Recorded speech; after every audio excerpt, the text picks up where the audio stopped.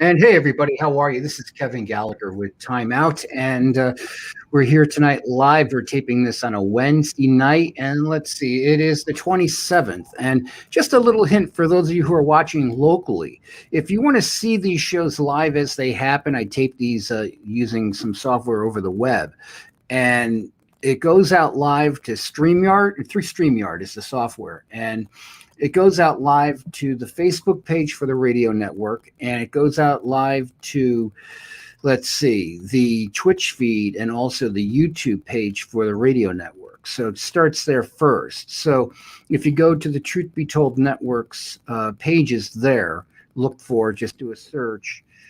You'll see stuff posted, especially on the Facebook page. That's the best place to go. Just go to Facebook, look for Truth Be Told Network or Truth Be Told Radio Network, and you'll find it. You can bookmark it, come back to it later, but there's a ton of information there, not only for this show, but all their hosts that are on the radio network record their shows live using this format. So it turns into a TV show and a radio show.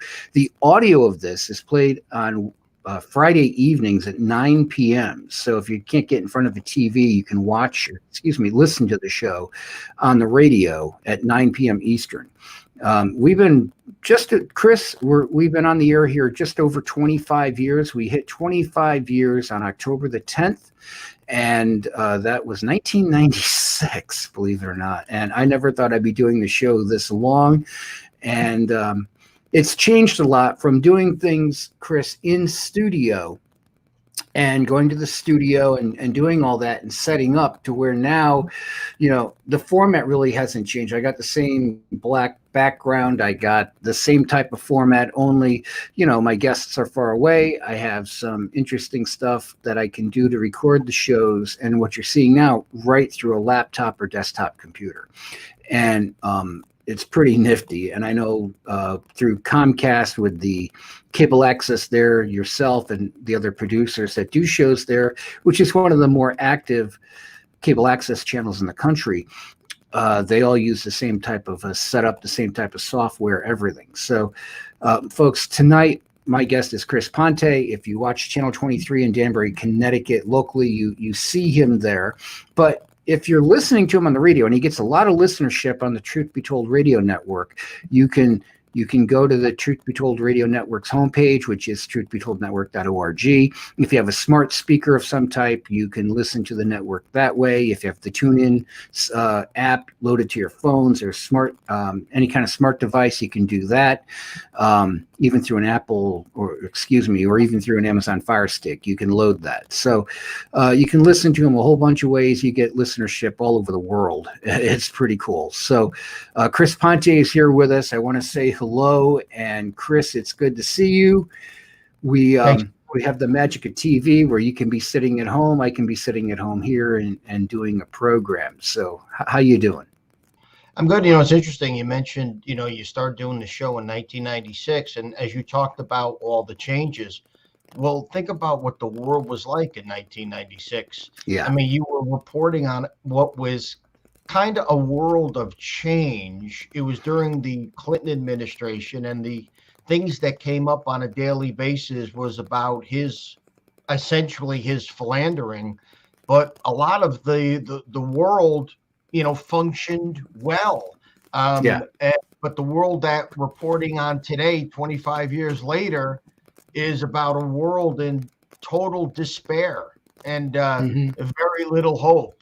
So while a lot has stayed the same in terms of format for your show, the world has went from being interesting to talk about to outright depressing at this point.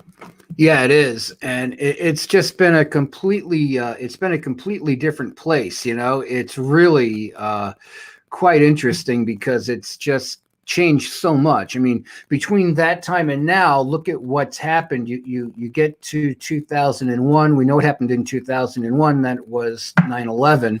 And there you see the institution of the police state. And that is when the police state started.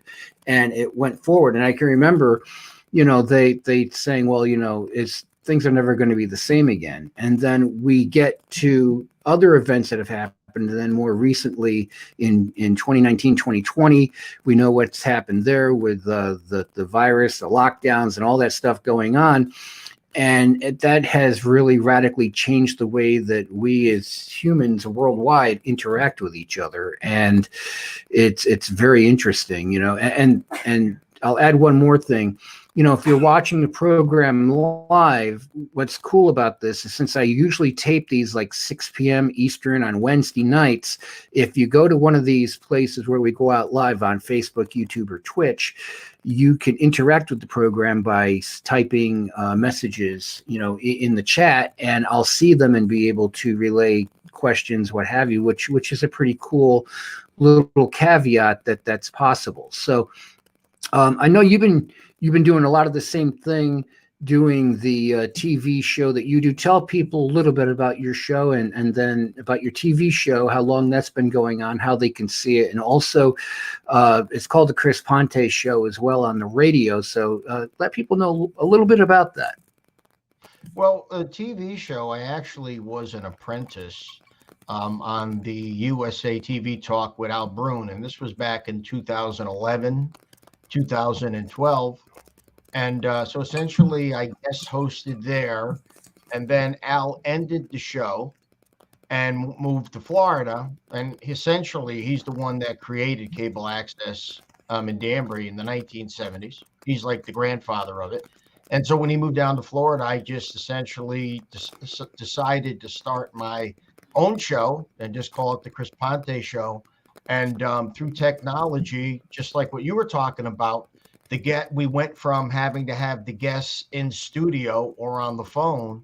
Through the magic of Zoom or StreamYard, we were able to talk to people from all over the world, all over the country. We've had pro athletes on there. We've had soon-to-be Congressman of the United States of America, Burgess Owens, was on a few times. So we've had an opportunity to deal with a lot of the issues of the day, whether it's politics, sports, or entertainment. And then I took that kind of template, and then when you gave me the opportunity to go on the Truth Be Told Radio Network, I kind of took that template and applied it to the radio show, where it's a 55-minute daily update, of which is kind of a mixture, an amalgam of Bible prophecy, current events, and the lunacy of this culture. And what it's done is, at the very least, it's given me a chance to scream into the microphone about all the ways that the world is changing, and none of them are good. And I think, by virtue of what you say, that we've seemed to resonate with some people that listen every day. So it's been cathartic and fulfilling, all at once. Yeah, it's pretty interesting, and I've enjoyed it.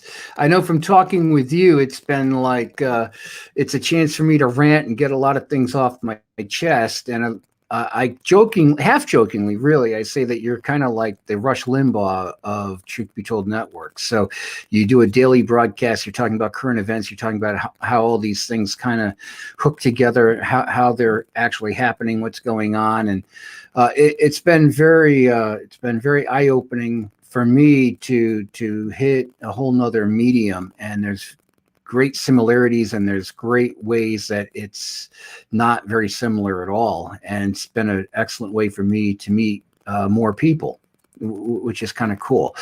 Tell me a little bit about the radio show. Tell me more about that. Tell me, what are some of the topics and things that people are going to hear there?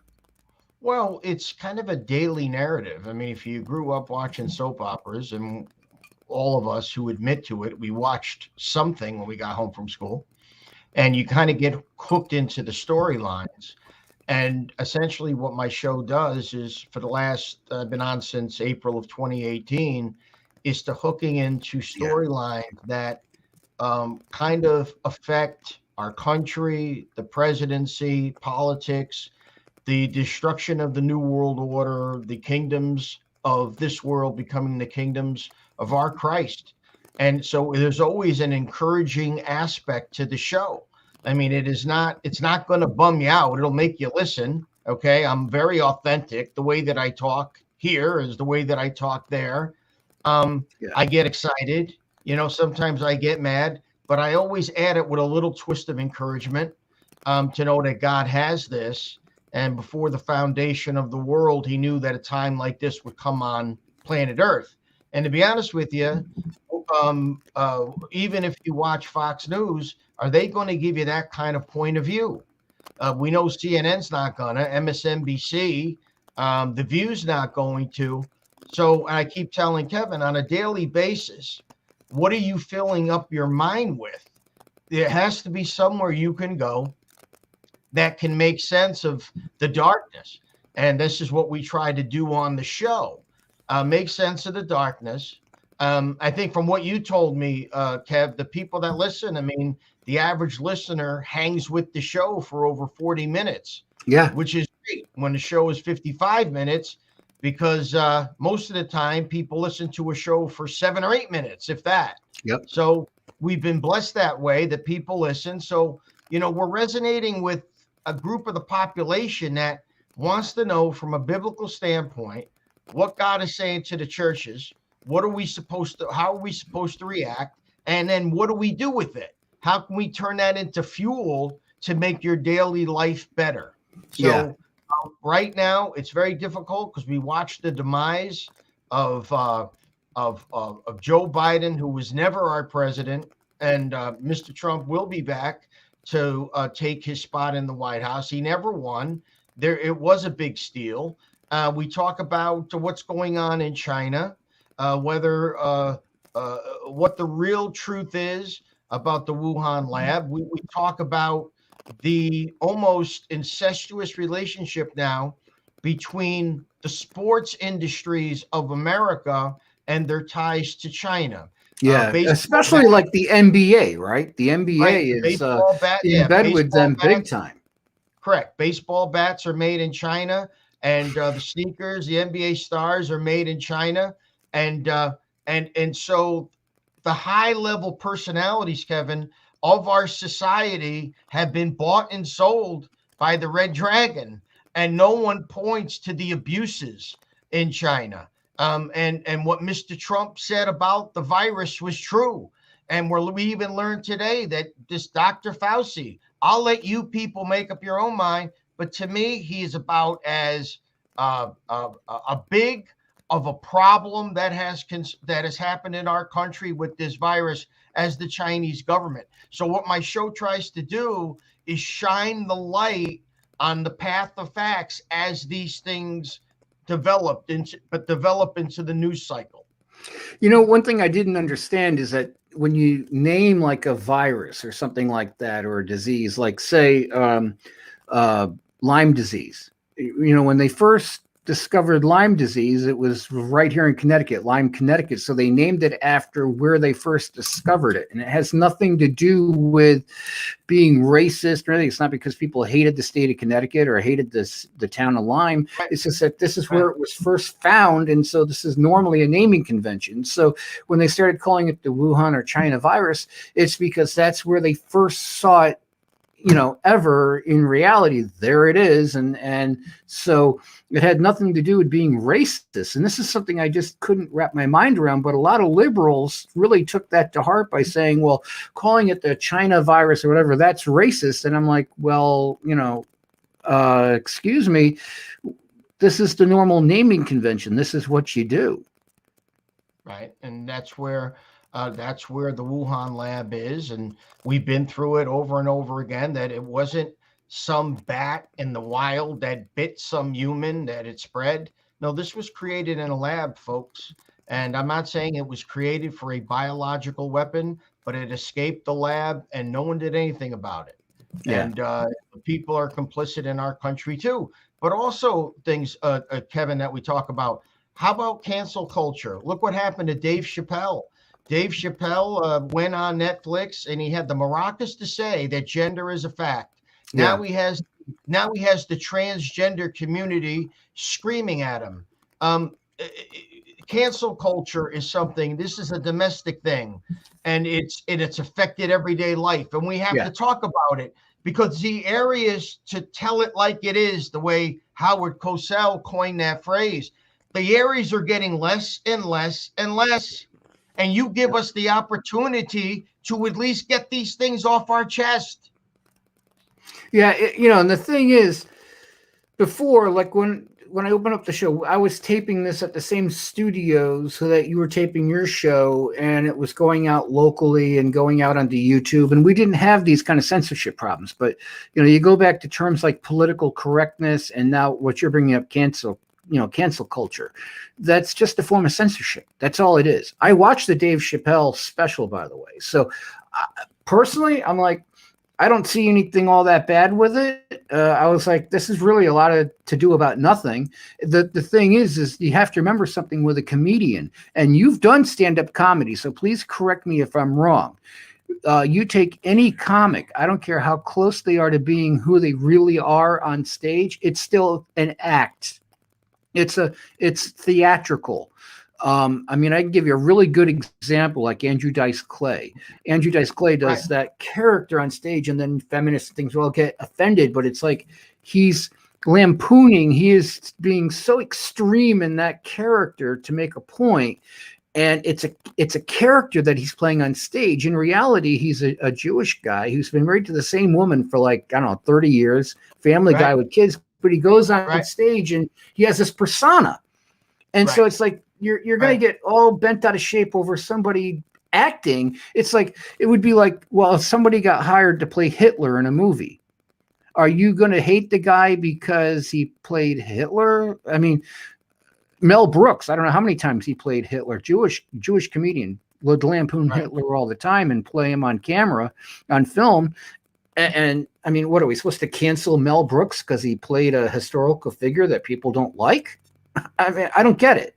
And you know what happens too, Kevin? If people think that they may get canceled, they literally resort to begging the canceliers out there, whoever they may be. They have to make these public announcements of apology. They have to go a step away for 3 to 6 months, and they have to go re-educate somewhere before they're ever to come back. Essentially, folks, the ability to tell it like it is was a right given one for us, guaranteed by the Constitution and Bill of Rights. But more importantly, it separated us from other countries. Now, the only thing I don't use, and Kevin, you can acknowledge this, I don't use vulgarity. You don't use vulgarity when you have a microphone unless you're on Sirius and you're Howard Stern and you have 50 billion subscribers. That's my idea of using freedom of speech. You don't have to use vulgarity, but they're not canceling you for vulgarity.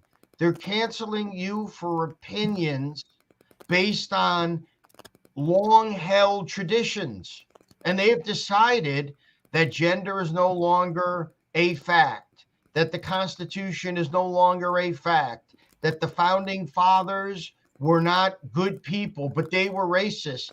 People have made these contentions, and if you have access to a lot of eyes and ears, they'll just get rid of you, Kev. They'll just get rid of you. Yeah. You just won't work anymore. It's amazing. Horrible. It's amazing. It really is. It's truly amazing, because what we see going on, it's just like I keep saying, just take the words cancel culture, take the words political correctness, and just transpose those words into political censorship, or just censorship, period. And that is something that I think as an American has always rubbed me absolutely the wrong way. And we see books getting banned, and we see, what is it, like Tom Sawyer, a Huck Finn written 100 years ago, would constantly get banned and stuff like that. And I'm like, Dr. Seuss got banned. Why? Dr. Seuss got banned last year, remember? Yeah. Dr. Seuss. Yeah, absolutely. Absolutely. And so you can have every kind of filth paraded out and called wonderful, and it's cheered and celebrated, but you can't then bring out things that we've always talked about, things that we've always have been completely normal and natural ways that people would be. And now all of a sudden, what is good is bad, what is good is evil, and what is evil is good. And we've entered those days. We've entered that way of living. Well, let me ask you this, Kevin, and I've said this on the radio show. We live in a country, whether you agree with it or not, pornography exists, and it's allowed to exist, and it's a $1 to $2 billion a year industry. Okay, this is pornography. Well, if pornography can exist, why can't I make a joke about transgenderism? Mm-hmm. Did your doctor or counselor or priest ever say to you, you know what your problem is, Gallagher? You don't watch enough pornography. Go home to run. It never helps anyone, but it exists and it's never canceled. But if you stand up there with the microphone and say God made man and female, male and female, you're the heretic. Mm-hmm. You're the problem. You're the domestic terrorist. This is what they call us. Yeah, it's amazing. And I mean, to go back to what we were talking about before with comedians, the thing is, when you looked at the court jester, you go back to like the Middle Ages and you have the court jester, they had an incredible amount of power, believe it or not, because kings and noblemen who really understood this, they'd understand that the court jester, they would give him a lot more leeway in saying things in the king's court, because it was like letting off the pressure valve, and it would let that pressure off, because then they'd get a good laugh. Now, there were times, you can look in the history books, where court jesters, lost their heads because they went a little too far and made the king mad. But they could even poke some jabs at the kings, the queens, the dukes, the other, the other noblemen, because they knew that let some of that pressure off. And the difference of that is that prevented revolutions. The people could then get a good laugh and say, "Hey, did you hear what the joke was about?" And they understood that principle. And the same thing with comedians today are kind of like society's court jesters. You get a guy like Dave Chappelle, who I think is actually really funny. And he's pointing out the things. George Carlin, one of my all-time favorite comedians ever. George Carlin was so good at pointing out all the weird crap going on in society, poking fun at it, making you laugh. And at the same time, you're going, he's actually got a point there, because he's using the comedy to point out things in society that are kind of screwed up. And that's always been with like some of the more notable comedians that you can think of. I think of like Richard Pryor, George Carlin, some other ones, Lenny Bruce. They were very, very good at pulling in things in society and poking fun at it and making the point about, hey, this really is screwed up when you think about it, and have a good laugh while they're at it. So, and we're missing that with cancer culture and all this other stuff. That's getting lost, and everybody's getting way too serious, if you know what I mean. Right. Well, listen, Jay Leno is coming back, and he's not doing any politics, but he never really did a lot of politics. He goes, because here's the thing, Kevin, we have become so triggered that you can start a civil war with one of these protected species by just making fun of one of them. Yeah. People are wired. They're round tighter than the inside of a golf ball. So if you get a Chappelle who now takes on one of the protected species, you have a walkout now at Netflix of all the transgendered. My question is, Kevin, how many transgendered can work at one company? Yeah, what exactly. Kind of walkout is that? 3 people? What is it? 2 or 3 people? Yes. And then you have the CEO, Sarandos, now apologizing. See, this is what happens. People start apologizing because the CEO's like, oh my God, they're going to ruin my life. Mm-hmm. Everybody is scared to death to be themselves. It is kind of scary. China, this is what it is. No, I mean, that is basically it. And I'm amazed. I mean, because like I said before, I watched the Dave Chappelle last week. I watched that and I'm like, what's the problem? I don't see what the big deal is. I really don't. I mean, I've seen plenty of comics. I've seen all that, and I know what makes a good comic, what makes an average one. And Chappelle is somebody who will make you think while you're laughing. And that, to me, now Carlin was the same way. Richard Pryor was the same way. They could make fun of something and make you think about what you were laughing at the same time. And that's genius. Right. But the problem is that the only thing that works, it's mass produced now, Kevin, is if you are essentially, you're a hater of Trump, you're a hater of God's order, if you are, if you hate the traditions of our country, if you dare to think that our country is a good, benevolent country, well, you're persona non grata. Now that's going to change very quick. But as we speak now, a lot of the arts, Kev, I told you, look what the Rolling Stones did. They canceled themselves. Yeah. Tell people about that. I thought that was incredible. Yeah, 1971, the Rolling Stones had a hit called Brown Sugar. Now, to be honest with you, I thought it was about like a mixed couple, right? Black and white.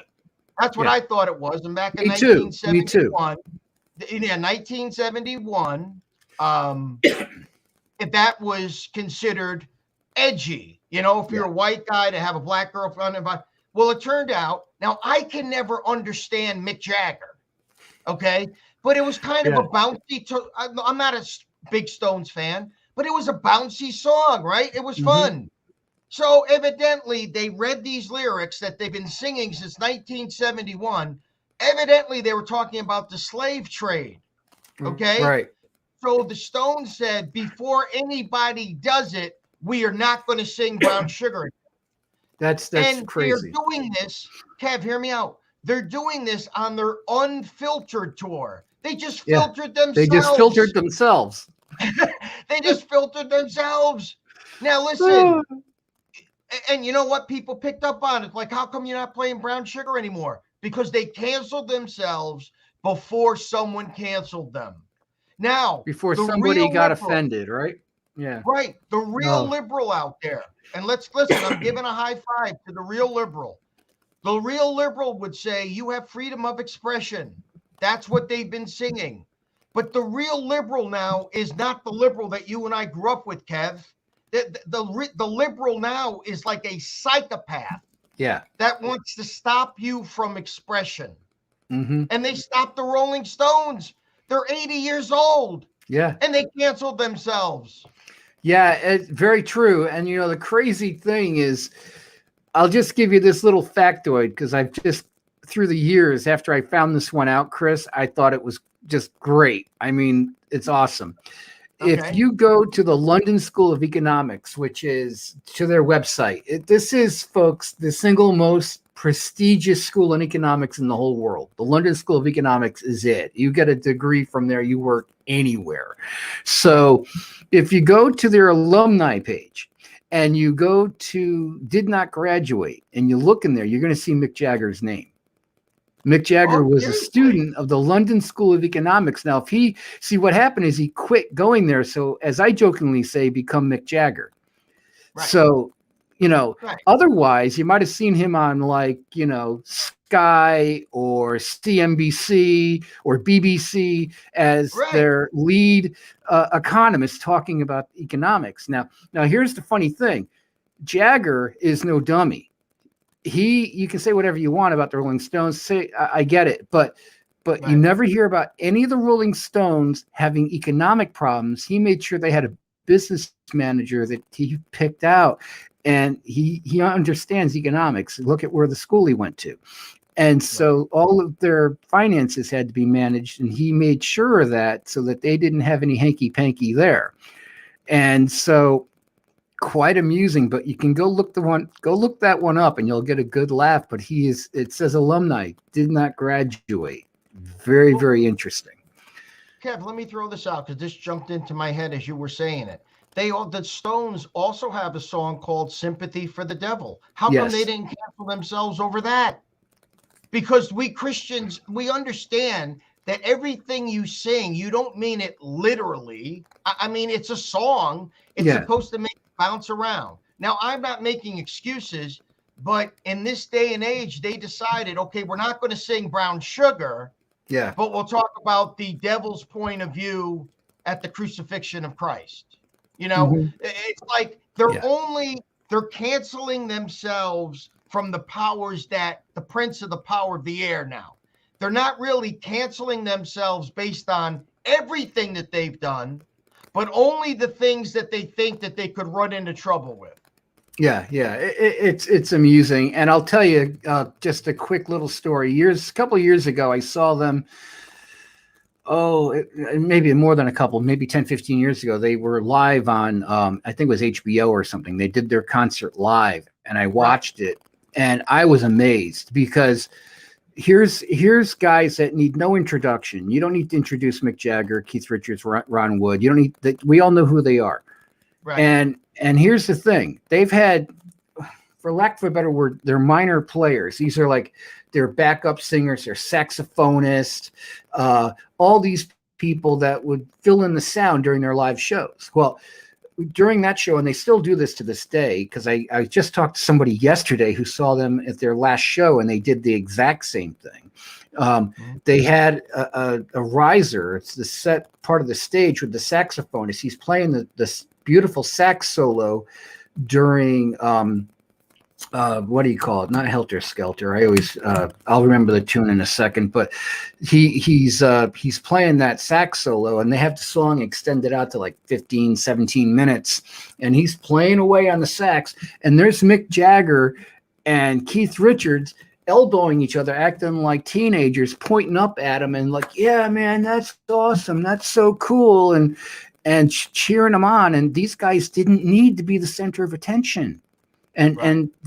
and this is, I guess, one of the reasons why this band has stayed around so long, because you hear about bands that are nowhere near as good, arguably nowhere near as good, and they Right. break up after a short period of time because people's egos get in the way and everything. And it was just, there was no ego, there was no anything. And they did this for the sax player, they did this for the backup singers, they did it for everybody, even the guy that sat in for Charlie Watts, who just passed away, Right.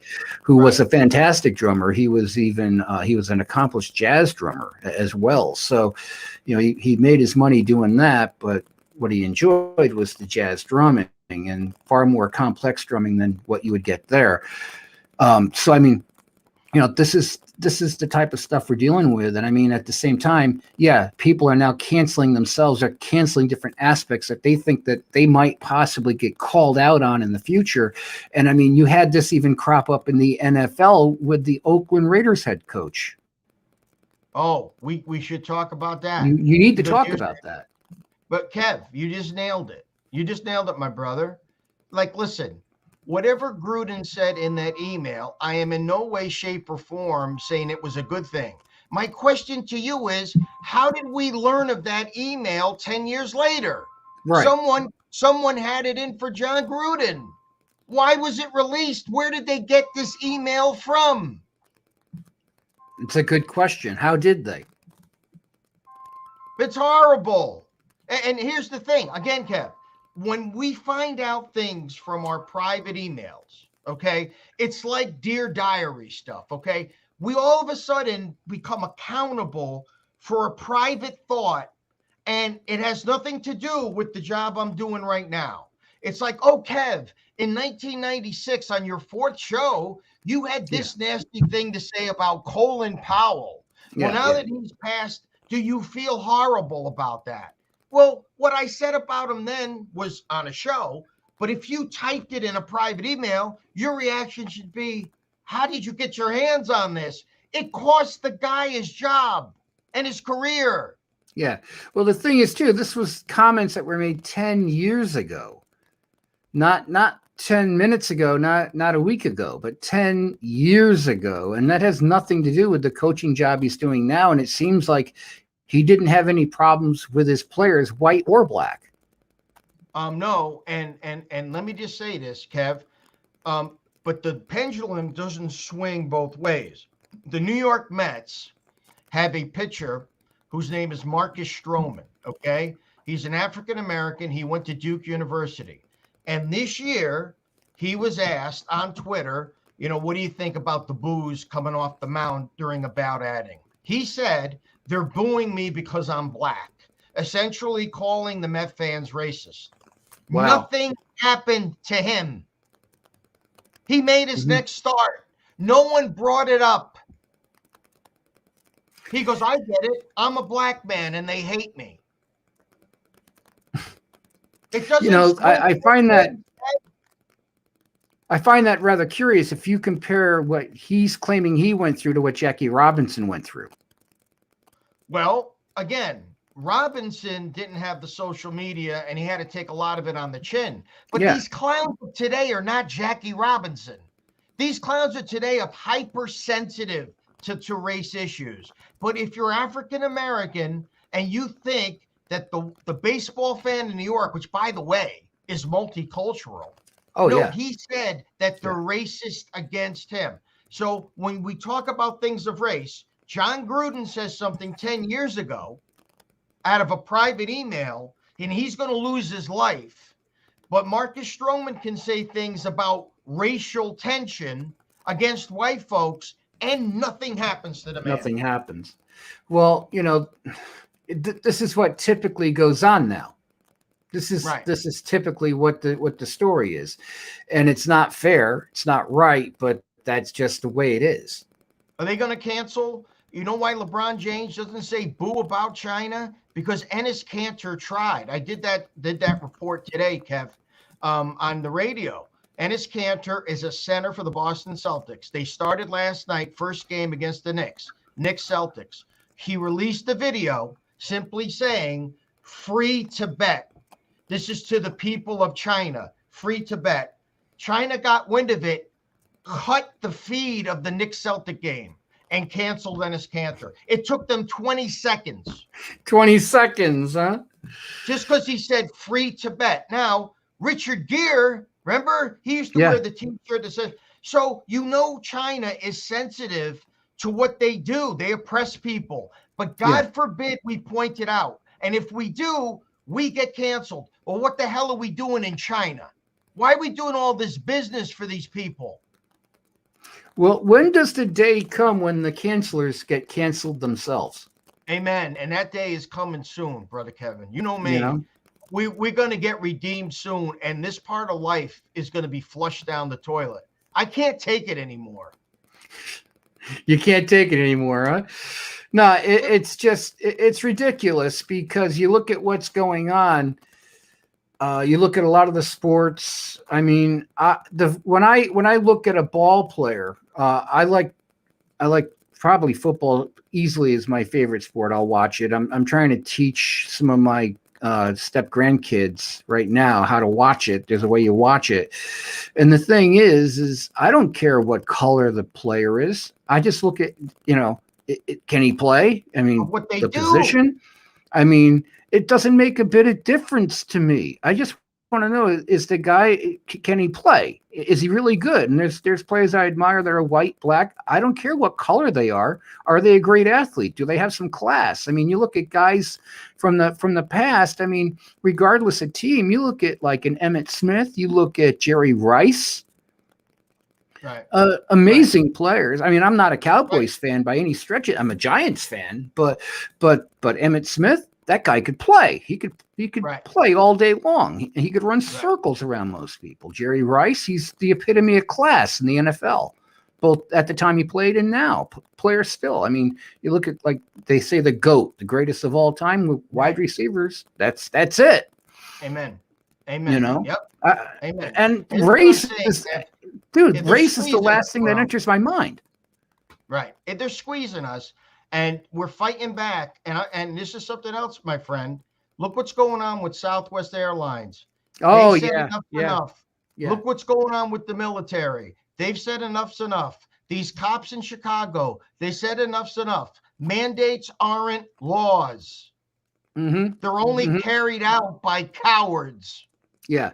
Well, that's interesting that you bring it up because I was looking into some of the stuff going on with Southwest.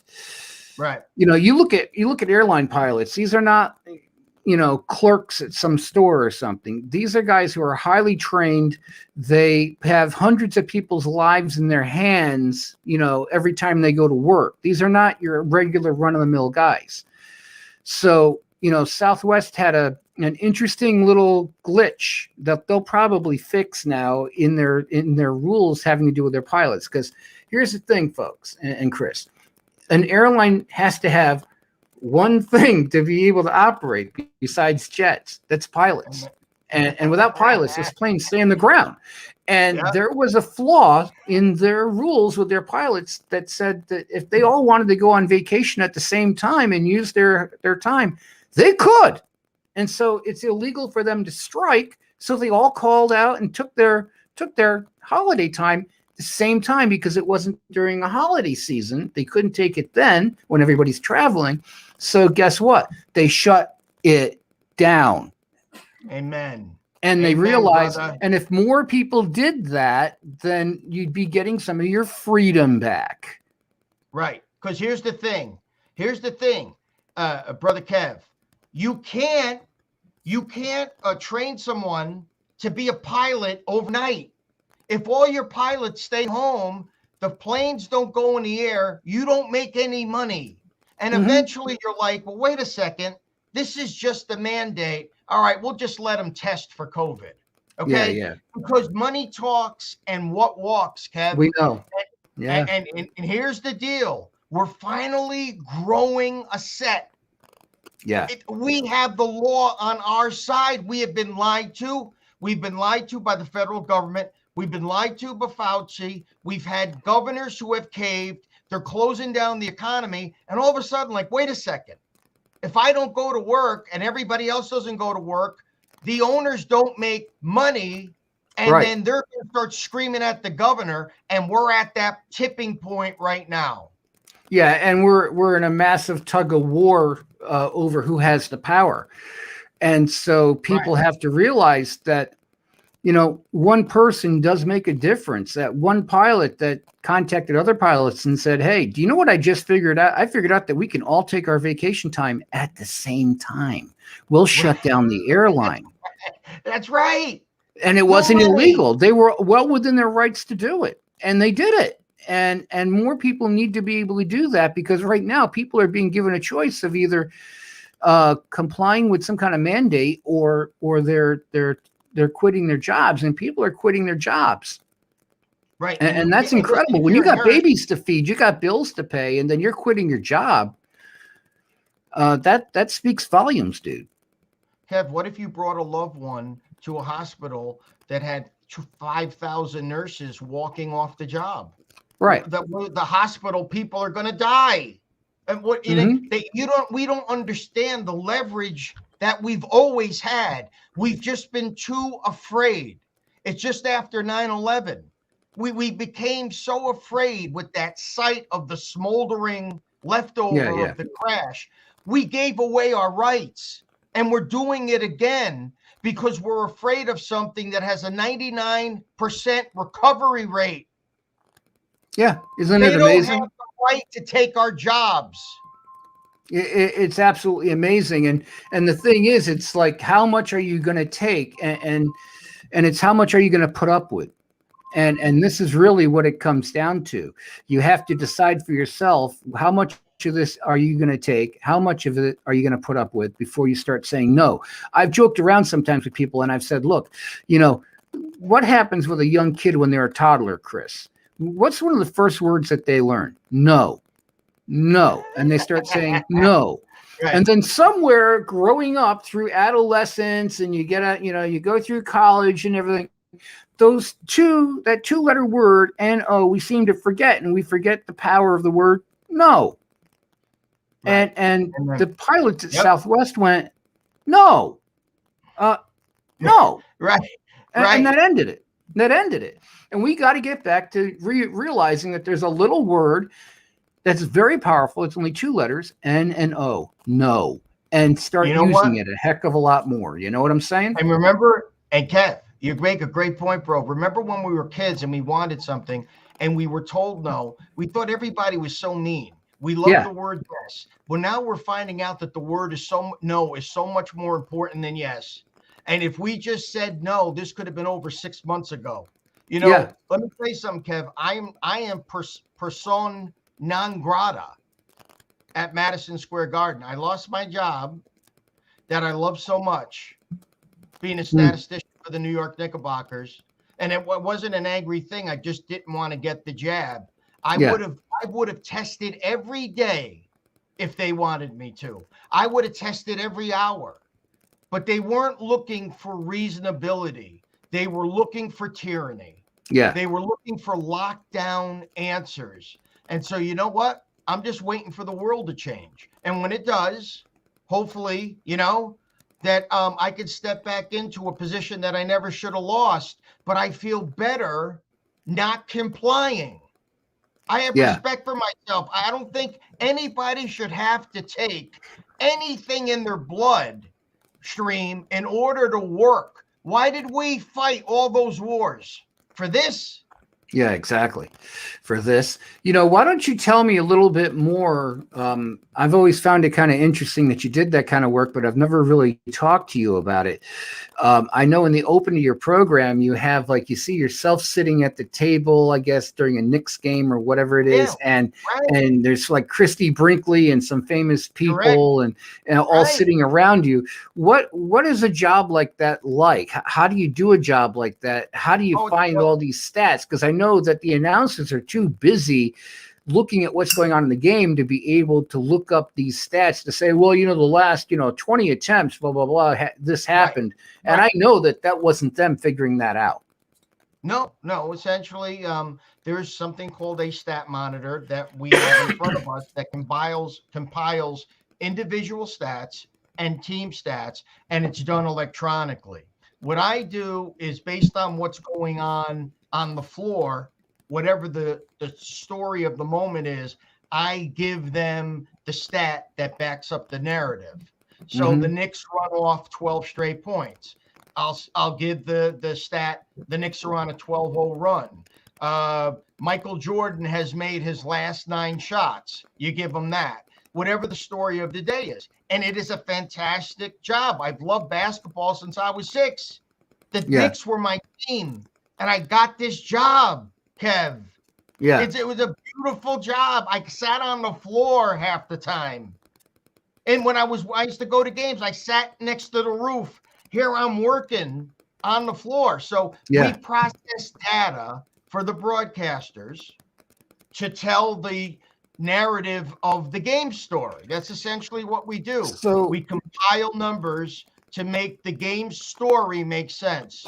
Yeah. So what I'm wondering is, how do you keep track of the fact to say, for example, like what you just said, Jordan just made his last 12 shots. I can't picture you trying to keep track of how many shots one player was doing, or how many, whatever. Okay. How are you keeping track of all that? Basket. I track every basket in basketball. So I track the line score. Knicks score, they're up 0/2. We're tied 2/2, 4/2. And I always put who scores the basket. So if I see the number of the man, I look up and I say, oh, he has 8 points now. So then I prepare, Jordan has 10 points. Off his next make, I give it to the broadcaster. Michael Jordan hits, he's 5 for 5 and he has 10 points. That's me. Okay. And football, it's yards from scrimmage. There's a whole other set of stats. And I've done basketball professionally, football professionally, hockey professionally, and baseball professionally. And each sport has its own challenges and what they're looking for. What teams did you work for?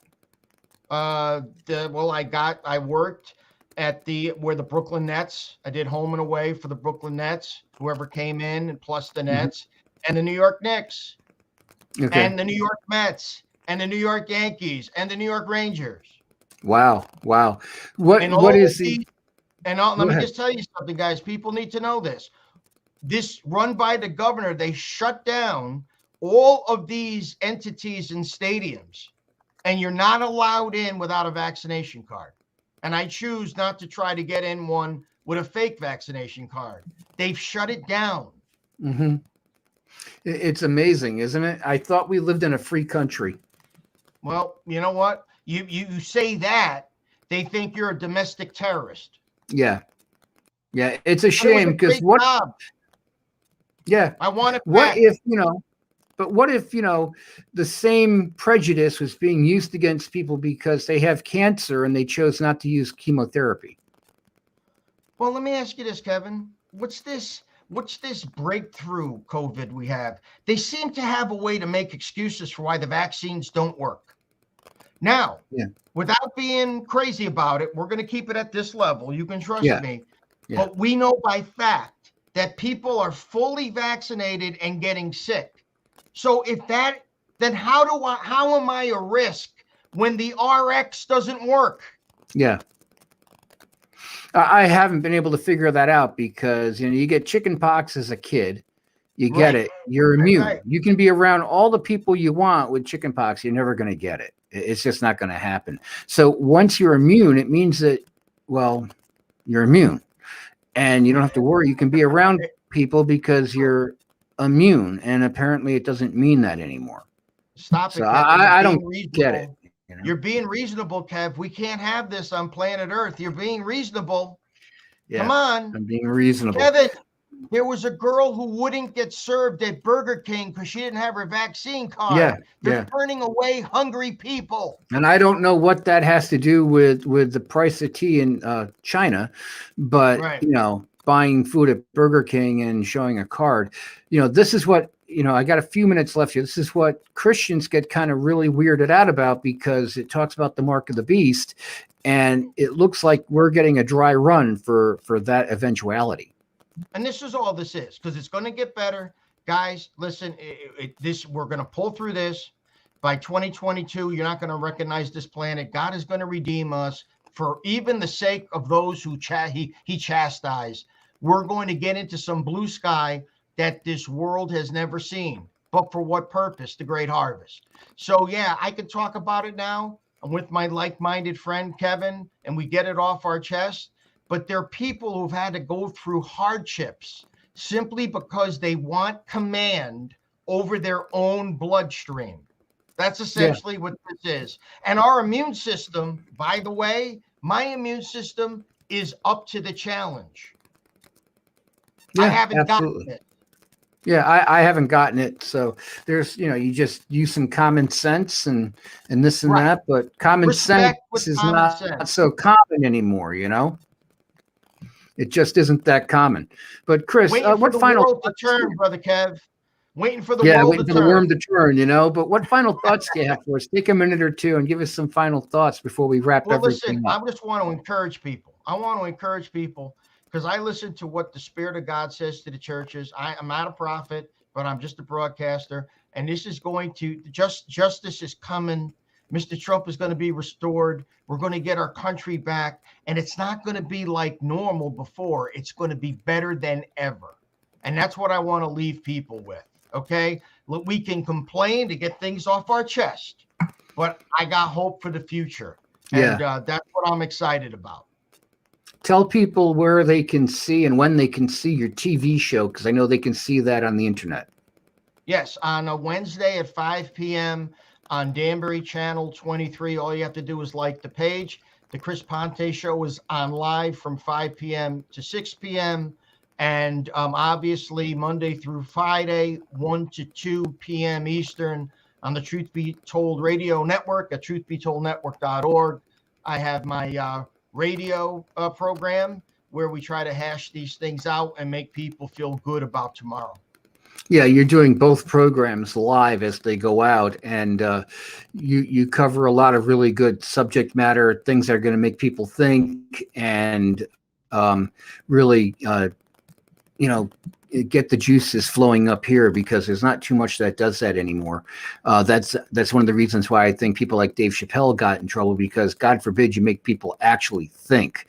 That's the last thing that they want. Can't have people thinking. We can't have people laughing and thinking. What would our planet be, Brother Kev? Yeah. I mean, it's it's gotten to a place where it's gotten stupid. And when people are trying to cancel culture comics because they're poking fun at stuff, this is what their job is. That's part of their job description, is to look at society. I can't say it word for word the way George Carlin said it, but he goes, my job is to look at society and think of funny fill in the blank.